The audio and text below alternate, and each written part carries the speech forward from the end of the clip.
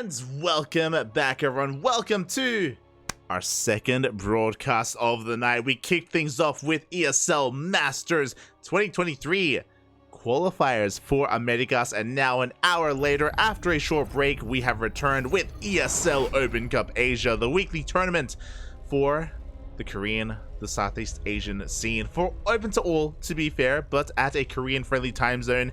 And speaking of a friendly time zone for Korea and for Southeast Asia, we have a very special guest here.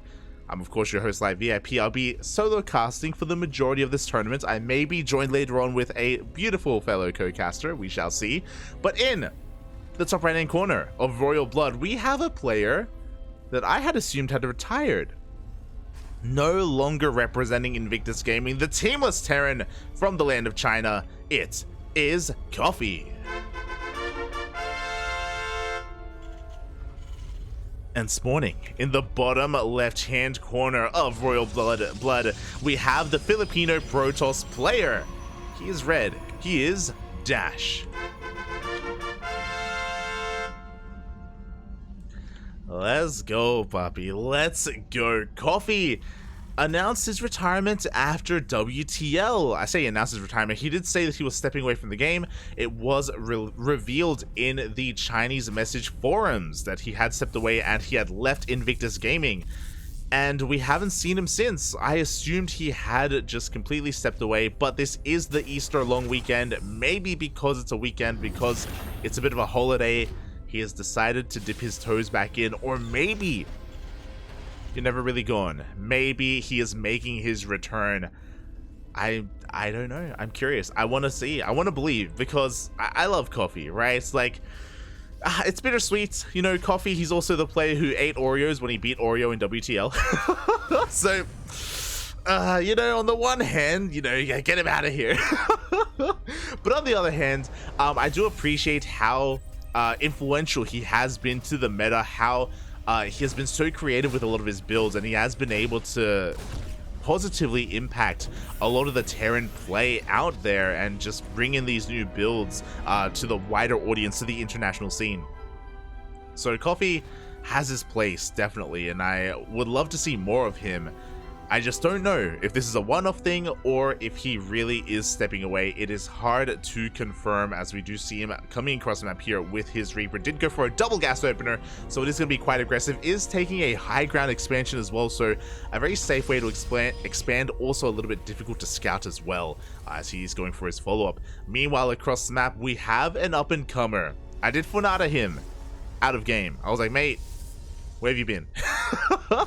DaSh is an up-and-coming Filipino player. He has been on fire recently. If you talk to the other Oceanic and Southeast Asian players, they will all tell you that DaSh has been grinding, that he has been improving a lot recently. But he wasn't there for the ESL Masters qualifiers. I was like, mate, where were you for the Asia qualifiers? What the hell? You were gone, you were missing. And he apologized. He's like, mate, I missed it. You know, he slept in, he wasn't available, what have you. Unfortunately, he missed his chance in the open qualifiers, but he is here the following day, the following morning for ESL Asia, and I do look forward to see what he has to offer here. Would you have a Blink opener, a Twilight Council opener from DaSh? This is all scouted by his opponent. With that Reaper, he was able to get full scouting information, so he's fully aware of the opener from our Filipino Protoss. Meanwhile, we don't really have too many Raxes thrown down yet. We have a Robo on the way for a Prism, and I imagine we're going to be seeing some Blink Stalker aggression coming out from our Protoss. But before that can happen, we have rushed out a bit of a medevac here. We're going for a drop, 1 Widowmine, as well as 6 Marines. Oh boy, here we go, slipping into the main base right now. DaSh is a little bit distracted, but the drop will come in. Going to try and focus down as many of those workers as possible. The miner does burrow, and oh, he's actually going to be getting this pylon. Wow. Oh, does take a mine shot to the face. The pylon goes down, and that is going to be delaying Blink. A very important pick off here for DaSh. Sorry, for CranKy even. Not so much for DaSh. He's going to try and fight with this, but without Blink, his Stalkers are so vulnerable. Oh my god, the hot pickup, Bobby. CranKy, he still got it. He may have been MIA for a couple of weeks, but very smooth micro there, able to pull back. Meanwhile, he has a mine here to deny the third base. That mine already has 2 probe kills. I imagine one of those probes was trying to expand. DaSh is going out again. Oh, does go past the mine, but the mine is waddling on in. At the same time, it looks like the drop is being fended off. Do we have a reaction? Oh, we do. The mine doesn't scuttle into the natural base, but Coffee, he's going for the 1-2 punch. He has been able to cripple the build order here of DaSh to begin with. Blink is still on the horizon, and he's moving on out with a single tank with the Liberator. He kept the mine alive. He kept the medevac alive as well. So just everything compounding upon each other here. Coffee's just going to keep on pushing. And DaSh is even ready for this. He has a shield battery. He has an overcharge. And despite that, he is going to be able to focus down the tank. Gets the tank, but that Liberator, oh my god, look how much DPS it does to these Stalkers. Jesus, almost one-shotting them. Mine shots are going to be going off as well, and it looks like DaSh just doesn't have enough. Even with the overcharge, the DPS output of the Liberator is just too much. It is too high. Oh, tanks siege up as well. DaSh he just wanted a third.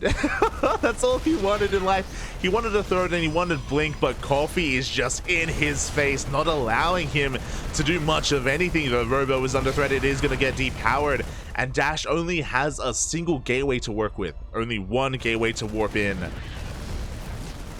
Coffee is just going to force himself forward here. Behind this, we have more production being thrown down. We have an NG Bay 4+1. He doesn't need it. This was that stim, by the way. He doesn't even need it. The tanks leapfrogging forward even more, and DaSh just wasn't able to get into his game. Wasn't able to get into his blink timing. And this Nexus is going to go down. There's no way to save it. No shield battery. The Immortals are dancing here with the Marines, but there's nothing they can do. DaSh does get his third. he does sneak out that third base, to be fair. Oh, and it is scanned by Coffee. Is fully aware of what's going on. The tank sieging up here at the ramp. Oof. DaSh, he's gonna have one last defense here. He does have a decent amount of gates. He has 6 gates in total. Does he? He's supply block. No, he's supply block. He can't make use of his gateways. This is all the army he has to work with right now, and Coffee is just gonna push on forward. Maybe you thought I retired. Maybe I did, but I'm still a damn good player, and I'm willing to show that off here on stream in ESL Open Cup Asia 170. We have a recall. Yo, shout out to DaSh. DaSh. Pulling out all the tricks, doing what he can to hold on. Showing his might here as he's able to saturate to that natural base, but the the Twilight Council is going to be going down to the gateways as well. We have a Blink on board, but into 4 tanks and a Liberator. That's just not going to work out. We barely have any Marines, but we have more than enough tanks and libs. DaSh just getting bullied here into the corner. Oh.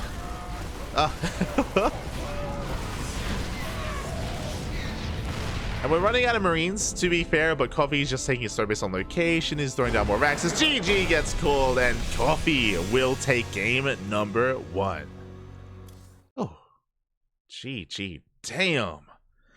That Marine drop, the way that he was able to just slip into the main base, depower the Twilight Council, it was insane the amount of damage that he was able to deal that early on, and that all snowballed over time. The cascading effect was real there, and DaSh was just up against the wall. Oh. GG, well played. And with that, Coffee does take a lead in the series. Oh, I can show that off. Bam. Oh, there we go. Bam. And let me just quickly double check. I know DaSh is on a team. I just have to confirm what team that is.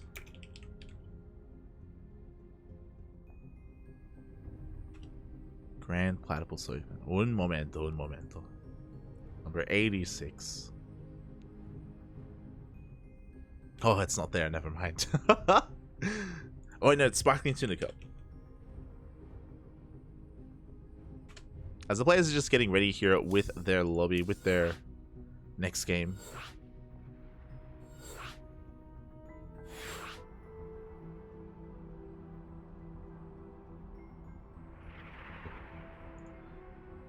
here we go. Oh, game number 2 is going to be on Gressman. There you go. Beautiful, puppy, beautiful.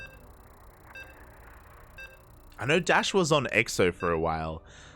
Exorbitant, if I'm not mistaken. But I believe they have dissolved their pro team, so I'm not too certain who he's representing. Team Dow, I suppose. Who is Team Dow? I'll just take a safe bet and just introduce it. It's all good. It's all good.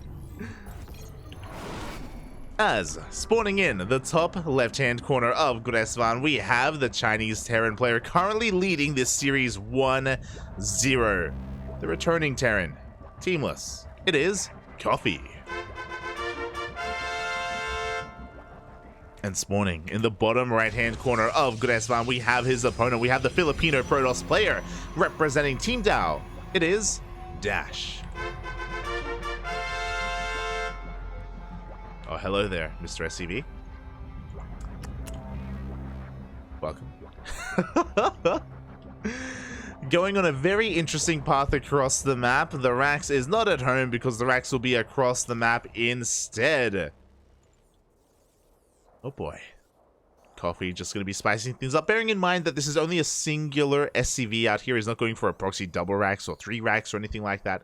So not the most committed proxy. He's now taking his gases back at home and should be throwing down the factory at home as well. I'm making some assumptions though. There's a world out there where he's going to go crazy and just try to go for a proxy factory as well, which has been done in this matchup before, where you like lift up into the main and you just produce widow mines in the main base of the Protoss. It's disgusting. It's absolutely disgusting. But I can't imagine that's what we're going to be seeing here. Azarax is just going to finish up and we will be seeing those Reapers being produced. So this is a relatively like macro opener. What I mean by that, it's a way to get your first Hellion across the map, but it's not really committed. I mean, we don't have additional Raxes back at home. We're going to be seeing the factory. We're going to be seeing the CC. We can get into a regular game from here, and we do have that bunker on the way as well. This is spotted pretty quickly by DaSh, but because of the positioning of this bunker, we can utilize the RNG here of the build position of the SCV and just go back and forth and just utilize the SimCity here, utilize the terrain, and protect it from any probes. Oh, meanwhile, the probe is going to be going down here outside the main. This is a bit of a rough start. DaSh does have a probe across the map. Does he intend to use it? Is the question. Oh, 1 probe, 2 probes already going down, and the bunker has finished. No shield battery, by the way. This is a late shield battery here for DaSh. That's not ideal, Papi. That's not ideal. And how good is Coffee's micro?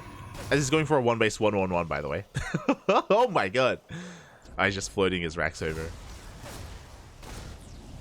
But, yeah, how good is the control here? How good is the repair? Now we have a second Reaper joining the fray. And Coffee can do his hardest to try and repair and keep this bunker alive. That's exactly what he's doing. Bunker getting repaired. There we go. We have additional Raxes on the way. We do have that CC on the low ground on location. He is looking to expand. And as the Stalkers take hits, we have the shield battery to help repair. With the shield battery, this will eventually go down.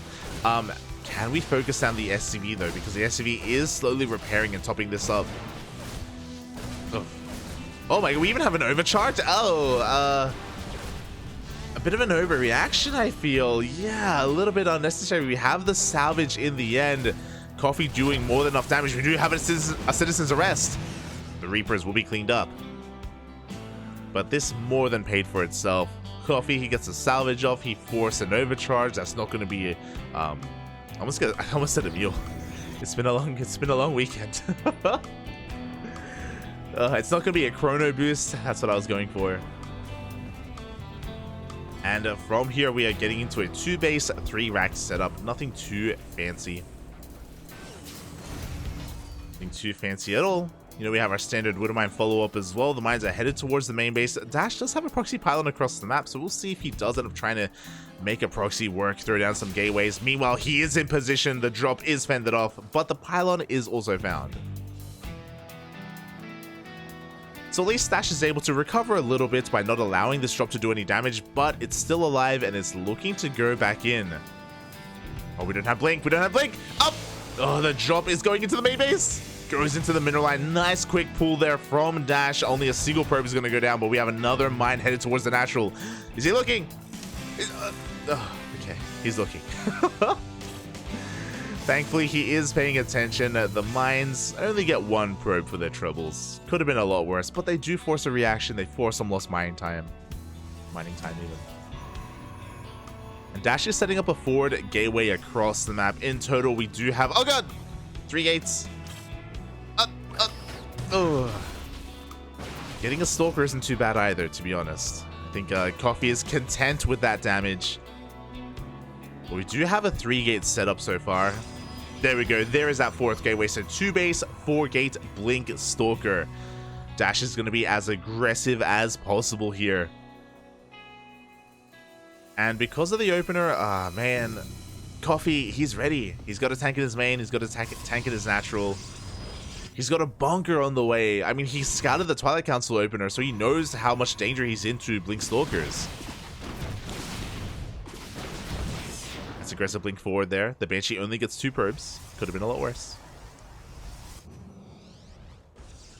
Oh my god, yeah, we're just going all in. This is actually 6 gates, not 4, so we're just going giga all in, throwing caution to the wind. DaSh is going to just be doing his hardest here to break the defenses of Coffee. We do have a scan into the natural, getting a better idea of how many gateways there are.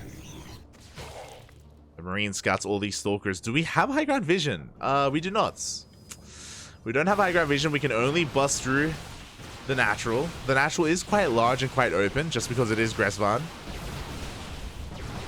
Some of these depots are going to be going down here. The tank's not quite in position. I was going to be able to shell away at these Stalkers. Up. Up. Oh, man, we have a Blink on forward here. One tank is going to be going down, but so many Stalkers are stuck behind the wall. And the tank survives? No. The tank survives in the end. DaSh doesn't break the natural. 3 tanks are brought down. The bunker is still alive. There is no way to break this. DaSh, he admits it. And we have a 3rd base instead. Pretty important scan. We confirm sentries back at home. This will tell Coffee that his opponent is backing off from the all-in, that he is looking to try and transition, and that is going to tell Coffee to move out. And here we go. He unsieges, and he's going to be sending everything across the map. He smells blood in the water. DaSh going to be warping in a couple of adepts here to try and go for a backstab. Oh, nice Blink control. Nice Stalker micro there as he's able to pick off at least one of those Marauders. Maybe even a couple more. He has to slow down the army. At the same time, the adepts do get into the main base. Ooh, 2 SCVs go down. 3rd SCV as well. Meanwhile, Coffee is still not stopping. He's continuing to push out across the map. What do we have to defend? A lot of sentries, a lot of force field energy. We're about to have an overcharge as well. Pushing up this ramp is going to be a tough ask, but oh my god, the tank focus fire. He gets every single sentry. Oh my god. 4 tanks. He's not kidding around. GG gets called, and Coffee takes the series 2-0. Damn. With a very solid play there. Nice proxy racks to kick things off just to disrupt the economy. The mine drop didn't really do too much, to be honest, but he was able to kind of force this 2-base all-in from DaSh, and he responded so well against it. His tanks were in position, his bunker as well, the Sim City, the repair. Oh, it was beautiful. It was everything it needed to be. And with that, Coffee will take the series 2-0. TT. Congratulations to Coffee. And now we have to see where things are kind of leading here. Initially, I did want to cast a different series. I'll be honest about that. Mondo versus Bad Boars was about to begin. Was slotted to begin. But unfortunately, they were delayed just because the Bad Boars was a little bit late.